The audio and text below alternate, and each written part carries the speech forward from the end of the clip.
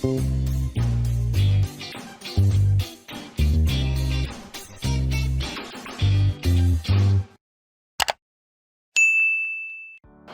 நான் தான் chef Deena. Welcome back to chef Deena's kitchen.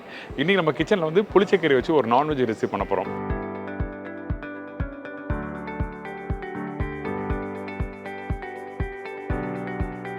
நார்மலாக இந்த புளிச்சக்கீரை வச்சு என்ன பண்ணணும்னா, அந்த புளிச்சக்கீரை வந்து கீரை மசியல் மாதிரி பண்ணியிருப்பீங்க வீட்டில். இன்றைக்கி ஒரு ஆந்திரா ஸ்டைலில் பண்ணுற இந்த புளிச்சக்கீரை, அதாவது கோங்குரா சிக்கன் எப்படி ரெடி பண்ணுறது பார்க்க போகிறோம். இந்த கோங்குரா சிக்கன் பார்த்தீங்கன்னா, இந்த புளிச்சக்கீரையை வந்து எப்படி நம்ம க்ளீன் பண்ணணும், அதுக்கப்புறம் இந்த புளிச்சக்கீரையோட பச்சை மிளகா, பூண்டு, சீரகம், அதுக்கப்புறம் ஒரு பேசிக்கான ஸ்பைசஸ் ஒரு பொடி ரெடி பண்ணுவோம். ஸோ அந்த பொடி போட்டு அப்புறம் இந்த சிக்கனும் இந்த வெங்காயத்தை வதக்கி ரொம்ப ஈஸியான ஸ்டைலில் பண்ணுவோம். நம்ம ரெகுலராக பண்ணுற அந்த மெத்தட் இல்லாமல் இந்த மெத்தடில் ட்ரை பண்ணி பாருங்கள். காரசாரமாக வந்து சிக்கன் குழம்பு வச்சுருப்பீங்க, சுக்கா, மசாலா, இந்த மாதிரி ஸ்டைலில் சிக்கன் 65 இந்த மாதிரி ஸ்டைலில் நீங்கள் பண்ணியிருப்பீங்க. ஆனால் ஒரு வித்தியாசமாக பண்ணோம் அப்படின்னு நினைக்கும் போது கண்டிப்பாக இந்த மெத்தடில் ட்ரை பண்ணி பாருங்கள். வெளியூருக்கு போகும்போது சாப்பிட்ருப்பீங்க, இல்லை ரெஸ்டாரண்ட் போகும்போது சாப்பிட்ருப்பீங்க. ஆனால் இந்த மாதிரி ரெசிபியை சிம்பிளாக நம்ம வீட்டில் இருக்க பொருளை வச்சு பண்ண முடியுமா அப்படின்னா கண்டிப்பாக பண்ண முடியும். இன்றைக்கி நம்மளோட கோங்குரா சிக்கன் எப்படி ரெடி பண்ணுறது சொல்லி நம்ம பார்க்க போகிறோம். ஸோ வாங்க இந்த ரெசிபிக்கு தேவையான பொருட்கள் என்ன பார்த்தலாமா? இந்த ரெசிபிக்கு தேவையான பொருட்கள் பார்த்தீங்கன்னா, புளிச்சக்கீரை ஒரு கட்டு, சிக்கன் 1 கிலோ, வெங்காயம் 2 நம்பர், நாட்டு தக்காளி மீடியம் சைஸ் 2 நம்பர், சீரகம் 2 டீஸ்பூன், முழுதனியா 2 டேபிள் ஸ்பூன், காய்ந்த மிளகாய் 5லேருந்து 6 நம்பர், பச்சை மிளகாய் 6லேருந்து 7 நம்பர், இஞ்சி பூண்டு பேஸ்ட் 1 டீஸ்பூன், மிளகாத்தூள் 1 டீஸ்பூன், மல்லித்தூள் 1 டீஸ்பூன், மஞ்சத்தூள் சிறிதளவு, முழு பூண்டு ஒரு 10லேருந்து 12 பல்லு, நெய் 1 டீஸ்பூன், கடுகு 1/2 டீஸ்பூன், வெந்தயம் 1/4 டீஸ்பூன், உப்பு தேவையான அளவு, கடலெண்ணெய் சமைக்கிறதுக்கு தேவையான அளவு. இந்த கோங்குரா சிக்கன் தேவையான பொருட்கள்னு பார்த்தாச்சு. ஃபஸ்ட்டு நம்ம என்ன பண்ணுறோம், இந்த புளிச்சக்கீரையை வந்து நீங்கள் வந்து நல்லா எண்ணிக்கை எடுத்துங்க. சில பேர் வந்து காம்போடு கட் பண்ணுறாங்க. காம்போடு கட் பண்ணக்கூடாது. வெறும் அந்த கீரையை மட்டும் நல்லா எண்ணிக்கை எடுத்துகிட்டு அதுக்கப்புறம் நல்லா வாஷ் பண்ணி அதுக்கப்புறம் யூஸ் பண்ண ஆரம்பிக்கிறோம். இந்த இடத்துல இந்த கீரையை நம்ம எப்படி யூஸ் பண்ணுறோன்னா, ஒன்று வந்து கடைசியாக பொடிசை கட் பண்ணது யூஸ் பண்ணுவோம், இன்னொன்று வதக்கி அரைச்சி யூஸ் பண்ண போகிறோம்.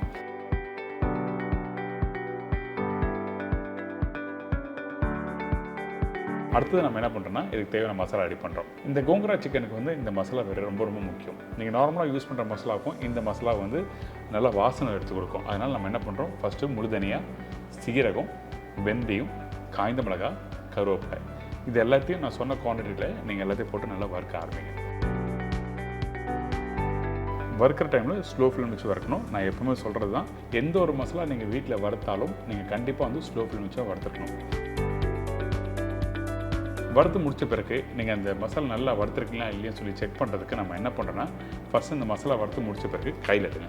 கையில் எடுத்த உடனே அப்படி லைட்டாக க்ரஷ் பண்ணி பார்த்தீங்கன்னா அப்படி நல்லா தூள் மாதிரி உடையணும். அது நொறுங்கி வரணும்னு சொல்ல வரேன். இந்த மாதிரி பக்குவத்தில் வந்த பிறகு தான் நீங்கள் வந்து ஒரு ட்ரேயில் மாற்றி வச்சுட்டு மிக்சியில் அரைக்கலாம். இல்லை கையில் எடுக்கும்போது வந்து அந்த முழுதனியாக உடைய மாட்டுது அப்படின்னா நீங்கள் சரியாக வறுக்கலை, கலர் மட்டும் தான் வந்திருக்குன்னு அர்த்தம். சூடு ஆறின பிறகு மிக்சி ஜாரில் போட்டுருங்க. போட்ட பிறகு இதை நல்லா அரைக்க ஆரம்பிக்கிறோம். அரைக்கிற பக்குவம் என்னன்னா, நல்லா நைஸாக அரைச்சிருங்க. குறைன்னு அரைக்கவும் கூடாது. குறைன்னு அரைச்சா நீங்கள் வந்து இந்த ப்ரிப்பரேஷன் பண்ணி முடித்த பிறகு சாப்பிடும் போது பல்ல படம் முழுதனியெல்லாம். அப்போது என்ன வேணால் உங்களுக்கு வந்து சாப்பிடும் போது டிஸ்டர்பன்ஸாக இருக்கும், சில பேருக்கு பிடிக்காது. அந்த ஒரு காரணத்துக்காக நல்லா ஃபைன் பவுடரை அரைச்சி எடுத்துடுறோம். இந்த மாதிரி பக்குவத்தில் இந்த பவுடர் கொஞ்சம் எக்ஸஸாக இருக்குன்னா நீங்கள் வீட்டில் ஒரு டப்பாவில் போட்டு வச்சாலும் ஒரு 2 மாதம் 3 மாதம் இருந்தாலும் ஒன்றும் ஆகாது. அந்த ஃப்ளேவர் அப்படியே இருக்கும். ஆனால் டைட்டான ஜாரில் போட்டு வச்சுருங்க. இதுக்கப்புறம் சிக்கன் குக் பண்ண போகிறோம். தேவையான அளவுக்கு கடலெண்ணெய். இந்த எண்ணெய் போட்ட பிறகு நம்ம என்ன பண்ணுறோம், பச்சை மிளகா காரத்துக்கு ஏற்ற மாதிரி நல்லா உடச்சி போடுறோம். முழு பச்சை மிளகா போட வேண்டாம், ஏங்கிட்டனா அந்த எண்ணெயில் வதக்கும் போது வெடிக்க ஆரம்பிக்கும். அதனால உடச்சி போடுறோம். அதுக்கப்புறம் பூண்டு, அதுக்கப்புறம் சீரகம், இது எல்லாத்தையும் போட்ட பிறகு ஸ்லோ ஃப்ளேமில் வதக்க ஆரம்பிக்கிறோம். இந்த இடத்துல அந்த பச்சை மிளகா, அந்த பூண்டு நல்லா வதங்கணும். பச்சை மிளகா சீக்கிரமாக வதங்கிடும், பூண்டு வந்து சீக்கிரமாக வதங்காது. அதனால ஸ்லோ ஃப்ளேம் வச்சு நல்லா வதக்க ஆரம்பிக்கிறோம். இந்த மாதிரி பக்குவத்தில் ரெடியான பிறகு அதுக்கப்புறம் நம்ம இனிக்கி வச்சுருக்க அந்த புளிச்சக்கீரையும் இதில் வாஷ் பண்ணி எடுத்து இதில் போடுறோம். போட்ட பிறகு நல்லா வதக்க ஆரம்பிங்க. நம்ம கடாயில் அதிகமாக இருக்க மாதிரி இருக்கும். ஆனால் ஒரு செகண்ட் கழித்து நீங்கள் பார்த்தீங்கன்னா அந்த புளிச்சக்கீரை வதக்க நீங்கள் போட்ட குவான்டிட்டியில் ஒரு சின்ன கரண்டி அளவு தான் இருக்கும். அந்தளவுக்கு கம்மியாகிடும். அந்தளவுக்கு நீங்கள் அதிகமாக போட்டு வதக்கினா தான் குவான்டிட்டி அட்லீஸ்ட் ஒரு 1/2 கிலோ சிக்கனுக்கோ இல்லை 1 கிலோ சிக்கனுக்கோ உங்களுக்கு ஒரு கரண்டி அளவுக்கு மசாலா கிடைக்கும்.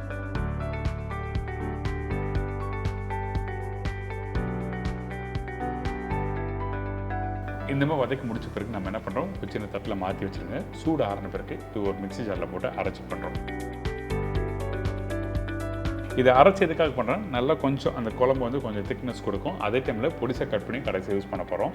அடுத்த ஸ்டேஜ் எப்படி பண்ணுறதுன்னு பார்க்கலாம். அதுக்கு முன்னாடி இதை அரைக்கிற பக்கம் என்ன கேட்டிங்கன்னா, நல்லா நைஸாகவே அரைச்சிடலாம். எப்படி பவுடர் நல்லா அரைக்கிறீங்களோ அதே மாதிரி பக்கத்துக்கு முடிஞ்ச அளவுக்கு நல்லா நைஸாக அரைச்சிடும். இதுக்கப்புறம் ஒரு மண்சட்டி கடாய் வச்சு எண்ணெய் ஊற்றுறோம்.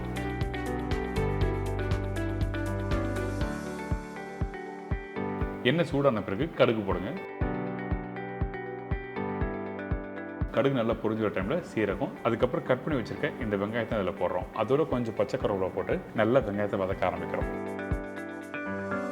இந்த வெங்காயம் வதங்குற பக்கம் என்ன, சில ரெசிபியில் வந்து சொல்லியிருப்பேன் 40 to 50 இல்லை 60%, 70% சொல்லியிருப்பேன்ல, அந்த மாதிரிலாம் இல்லை. நல்ல கலர் மாறணும். அதோட கொஞ்சம் காஞ்ச மிளகா, இந்த பச்சை மிளகா போட்டு நல்லா வதக்க ஆரம்பிக்கிறோம். இந்த பச்சை மிளகா ஏற்கனவே புளிச்சக்கீரையில் போட்டு வதக்கிருக்கோம். காரம் உங்களுக்கு எந்த அளவுக்கு வேணுமோ அதுக்கேற்ற மாதிரி முன்ன பின்ன பார்த்து நீங்கள் போட்டுருங்க.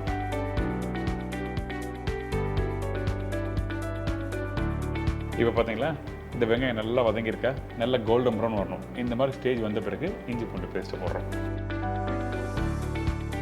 இந்த இஞ்சி பூண்டு பேஸ்ட்டு போட்ட பிறகு நல்லா வதக்கணும். அதோட பச்சை வாசனை நல்லா போகணும். அதுக்கு பிறகு கட் பண்ணி வச்சுருக்க தக்காளி,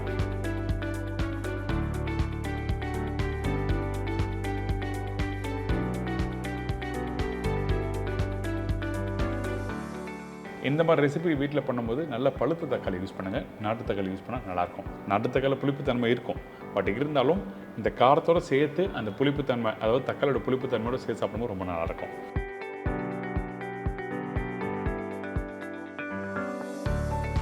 இதுக்கப்புறம் கொஞ்சமாக மஞ்சத்தூள் போடுறோம். மஞ்சத்தூள் அதிகமாக போடுறோம்டா சரிங்களா, ஏன்னா கலர் மாறவும் வாய்ப்பு இருக்குது. அதனால் தேவையானக்கு மட்டும் மஞ்சத்தூள், அதுக்கப்புறம் மல்லித்தூள் போட்டிருக்கோம்.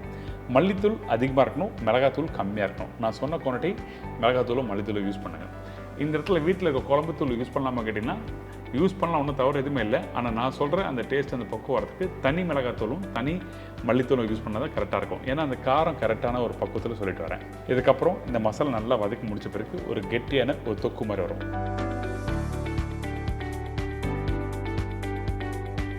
இந்த மாதிரி தொக்கா வந்த பிறகு நம்ம கிட்ட இருக்க இந்த சிக்கன் பீசஸ் வந்து சின்ன சின்ன பீஸாக கட் பண்ணி இதில் போட்டு,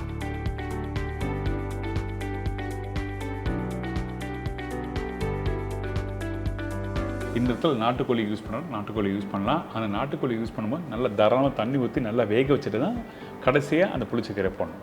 கொஞ்சமாக தண்ணி ஊற்றி நாட்டுக்கோழி குக் பண்ண ஆரம்பிச்சுன்னா என்னன்னா, அந்த மீட் வந்து குக் பண்ண ஆட ஆகிறதுக்கு வாய்ப்பு இருக்கும். அதனால தான் நாட்டுக்கோழி வேக வைக்கும்போது நிறைய தண்ணி ஊற்றணும். இல்லை நம்ம ப்ராய்லர் சிக்கன் யூஸ் பண்ணுறேன்னா நீங்கள் தேவையான தண்ணி ஊற்றி குக் பண்ணலாம். இல்லை அப்படியே வதக்க உங்களுக்கு வந்து ஒரு ஹாஃப் டன் ஆகிடும். கொஞ்சம் தான் தண்ணி தேவைப்படும். இப்போது இந்த இடத்துல அந்த சிக்கன் போட்டு வதக்கும் போது நம்ம தேவையான உப்பு போடுறோம். உப்பு போடும்போது பார்த்து போடுங்க. எப்பவுமே புளிப்பு இருக்க அந்த ரெசிப்பியில் பார்த்தீங்கன்னா உப்போட தன்மை ஒரு கல் கம்மியாக இருந்தால் ரொம்ப நல்லது. இதுக்கப்புறம் கொஞ்சமாக தண்ணி ஊற்றி திருப்பி அந்த சிக்கன், அந்த வெங்காயம், தக்காளி, மசாலாவோட நல்லா குக் பண்ண ஆரம்பிக்கிறோம்.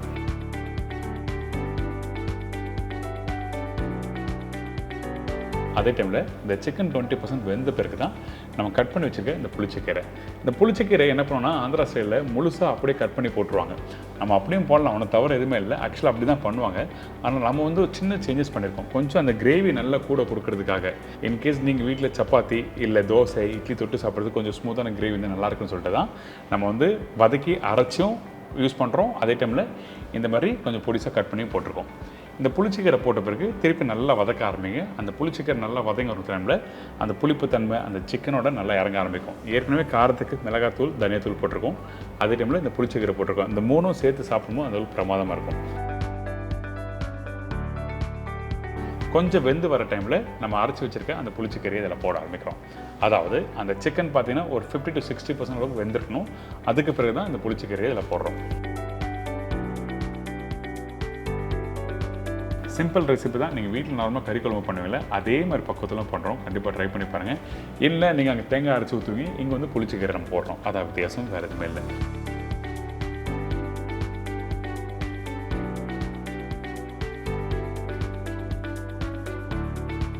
இதுக்கப்புறம் இந்த சிக்கன் நல்லா வெந்து வர டைமில் அந்த மசாலா நல்லா திக்காக இருக்கும். அதுக்கு பிறகு நம்ம என்ன பண்ணுறோன்னா, கடைசியாக வந்து நம்ம ரெடி பண்ணோம் பார்த்திங்கன்னா அந்த பவுடர் மசாலா, அதாவது இந்த கோங்குரா சிக்கன் புளிச்சக்கீரை மசாலாவுக்கு ரெடி பண்ணோம்ல, அந்த மசாலா பொடி வந்து தேவையானக்கு மேலே போடுறோம். நீங்கள் அதிகபட்சம் பார்த்தீங்கன்னா ஒரு 1.5 டேபிள் ஸ்பூன் போடலாம். உங்களுக்கு கொஞ்சம் காரத்தன்மை வேணும் அப்படின்னு இருந்துச்சுன்னா அந்த டைமில் கொஞ்சம் அந்த மசாலா பொடி போட்டு திருப்பி கொஞ்சமாக தண்ணி ஊற்றி ஒரு 3 நிமிஷம் நல்லா குக் பண்ணி எடுத்தீங்கன்னா ஒரு சூப்பரான புளிச்சக்கீரை சிக்கன் ரெடி. அதாவது ஆந்திரா ஸ்டைலில் பண்ணுற கோங்கரா சிக்கன் ரெடி.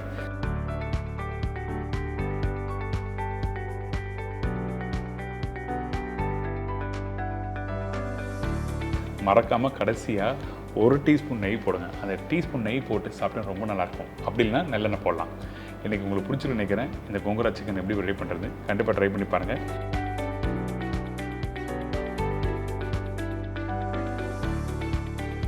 இந்த கோங்கரா சிக்கன் ரைஸோட சாப்பிட்லாம், சப்பாத்தி, புல்கா, பரோட்டா தொட்டு சாப்பிட்லாம். அந்தளவுக்கு பிரமாதமாக இருக்கும். பரோட்டானா நீங்கள் வந்து நம்ம ரெகுலராக யூஸ் பண்ணுற மைதா பரோட்டா இல்லை, கோதுமை பரோட்டா.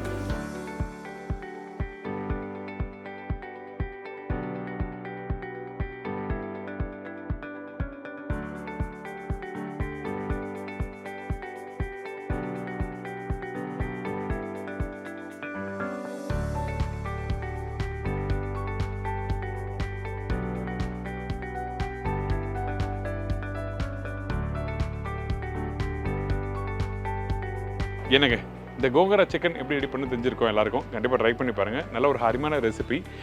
அது மட்டும் இல்லை, அந்த கோங்கரா போடும்போது வந்து எந்த அளவுக்கு போட்டால் அந்த புளிப்பு தன்மை இருக்கும். சில பேர் என்ன பண்ணால் அந்த ஸ்பைசஸ் வந்து அதிகமாக போட்டுருவாங்க. அந்த மிளகாத்தூள், தனியாத்தூள் இதெல்லாம் இல்லாமல் கரெக்டான பக்குவத்தில் எப்படி பண்ணணும்னு சொல்லிட்டு நீங்கள் சொல்லி கொடுத்துருக்கேன். உங்கள் எல்லாருக்கும் ரொம்ப பிடிச்சிருக்கு நினைக்கிறேன். இதே மாதிரி நாளைக்கு இன்னொரு புது ரெசிபியோட சந்திக்கிறேன். நன்றி, வணக்கம். See you, bye-bye, take care.